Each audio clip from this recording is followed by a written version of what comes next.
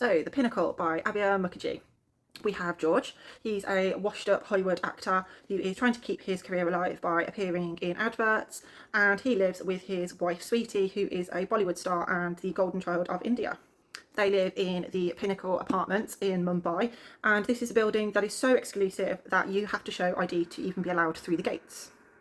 On the night that George is hoping to save face by doing an interview with the BBC, Sweetie bails on him, and so the interview goes terribly. George then proceeds to go out and get steaming drunk with his friends. He wakes up on the sofa the next morning feeling more than a little bit worse for wear, very confused as to why their apartment is so cold, and when he stumbles off into their bedroom, he discovers that Sweetie has been murdered. Now, he has no recollections of the night before, so did he do it? Sweetie's PA, Gemma, has been contacted by a mysterious figure demanding she give them Sweetie's laptop. Otherwise, they are going to make public some compromising videos of her and Ashok, who is a married member of Indian Parliament. Should she hand it over? Amit, George's bumbling manservant, is on the run.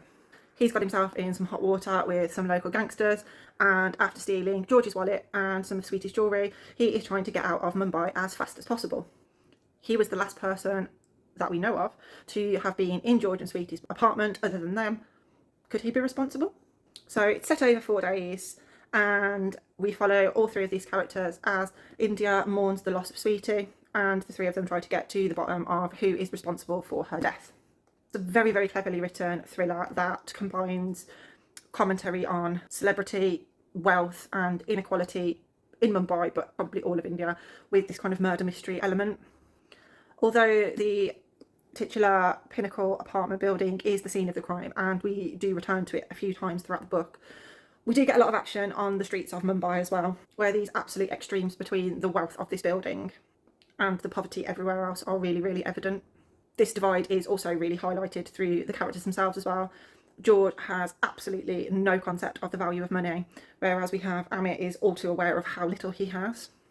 The mystery element of this is really, really well crafted. You have all these various suspects, these hidden agendas, and these little breadcrumbs of clues that are dropped in all throughout the book. I did have my suspicions early on who I thought the culprit might be, and I was kind of right, but it didn't spoil the rest of the book for me, as there are other people involved, there are bigger things happening behind the scenes, and you don't actually find out who is responsible until almost at the end of the book. I did also love how he has managed to slip so much humour into this book without making it farcical and maintaining the kind of serious nature of this murder mystery. It's the first book I've ever read by Abir Mukherjee, and it certainly won't be the last. I have just bought Hunted, and I highly recommend it for all thriller fans.